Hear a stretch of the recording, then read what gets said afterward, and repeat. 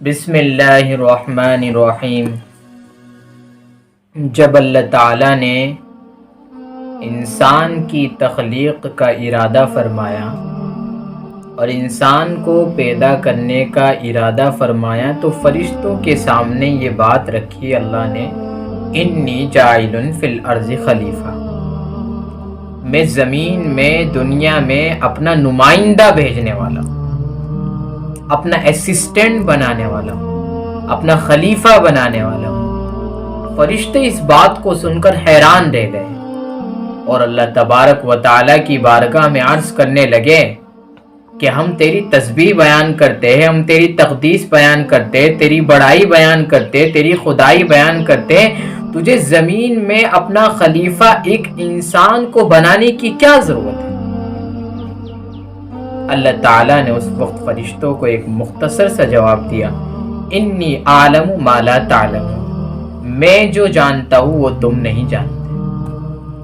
اس کے بعد اللہ تعالیٰ نے حضرت آدم علیہ الصلاۃ والتسلیم کی تخلیق فرمائی اور پیدائش فرمائی۔ اللہ نے انسان کو وہ دو چیزیں عطا کی ہے، ان دو چیزوں سے بنایا ہے جو نہ فرشتوں کے اندر موجود ہے نہ جناتوں کے اندر موجود۔ جنات کو اللہ تعالیٰ نے آگ سے بنایا، فرشتوں کو اللہ تعالیٰ نے نور سے بنایا۔ فرشتوں کے اندر معصیت کا کوئی مادہ ہی نہیں ہے، گناہ کا کوئی مادہ ہی نہیں ہے، ان سے نافرمانی کا صدور ہونا محال، ناممکن اور امپاسبل ہے۔ انسان کو اللہ تعالیٰ نے مٹی سے بنایا، انسان کے اندر اللہ تعالیٰ نے نورانیت بھی رکھی، انسان کے اندر اللہ تعالیٰ نے گناہ کرنے کا مادہ بھی رکھا۔ اب ان دونوں چیزوں کے درمیان انسان کو پیدا کر کے انسان کی زندگی کو امتحان بنایا گیا، اور اس پورے انسانی باڈی کے سسٹم کے اندر اللہ تعالیٰ نے ایک لوتھڑا ایسا رکھا جو پوری جسم کے نظام کو چلاتا ہے، پوری باڈی کے نظام کو چلاتا ہے۔ انسان کے دماغ کے اندر کوئی خیال آتا ہے، انسان کے دماغ کے اندر کوئی سوچ آتی ہے، وہ خیال، وہ سوچ، وہ تھاٹ اس کے دل میں جاتا ہے۔ اب دل اس پر ریئیکٹ کرتا ہے، دل اسے قبول کرتا ہے یا قبول نہیں کرتا۔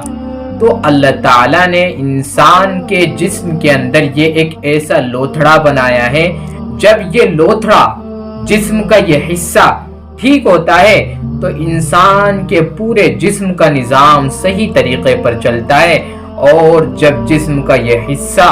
اور جسم کا یہ عضو خراب ہو جاتا ہے، گناہوں کی دلدل میں پھنس جاتا ہے، گناہوں کی سیاہی میں مبتلا ہو جاتا ہے،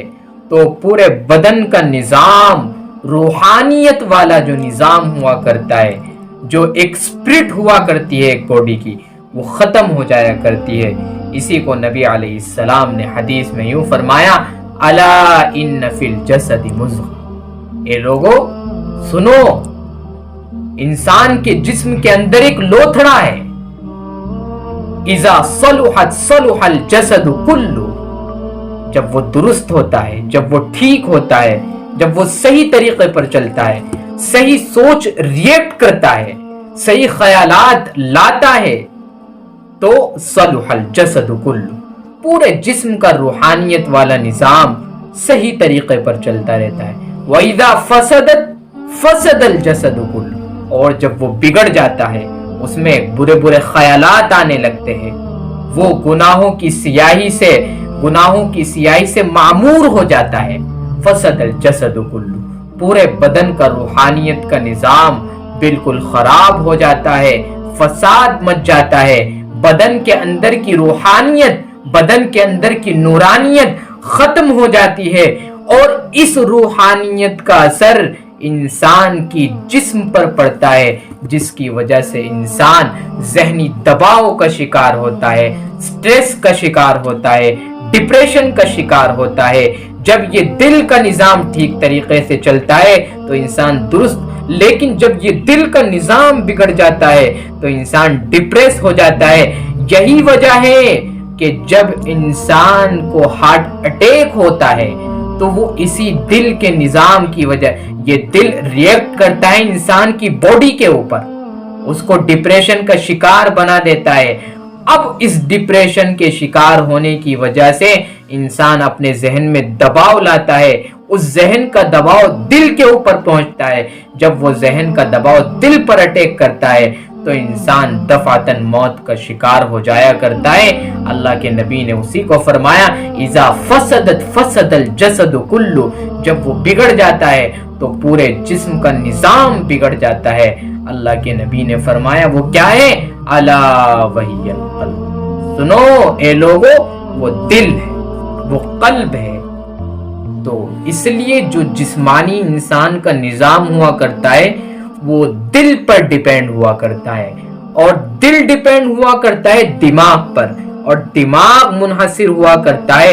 سوچ پر، خیالات پر، فکرات پر، تفکر پر۔ جب دماغ کے اندر صحیح خیالات آئیں گے، دماغ کے اندر نیکی کا جذبہ ہوگا، دماغ کے اندر اچھی سوچ آئے گی، تو یہ دماغ اس سوچ کو، اس خیال کو، اس فکر کو، اس آئیڈیولوجی کو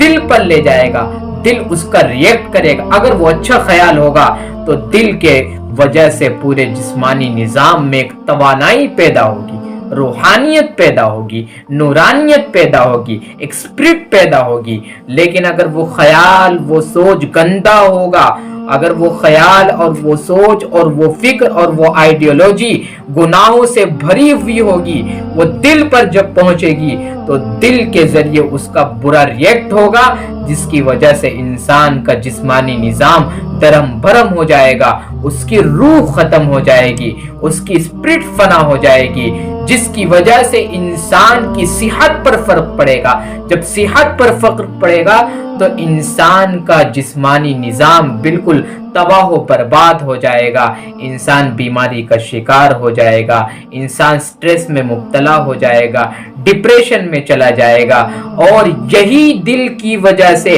اسی دل کے نظام کی وجہ سے ایک وقت ایسا بھی آتا ہے انسان پر کہ انسان اس دل کے بے سکونی کی وجہ سے، اس دل کے قلب کے آرام اور راحت نہ ملنے کی وجہ سے وہ سوسائڈ کر لیتا ہے، آتم ہتیا کر لیتا ہے۔ تو دل کا جو سکون ہوا کرتا ہے وہ اللہ کے ذکر میں ہوا کرتا ہے۔ الا بذکر اللہ تطمئن القلوب، اے لوگوں سنو، اللہ کے ذکر سے دلوں کو اطمینان ملتا ہے۔ یا اللہ یا رحمان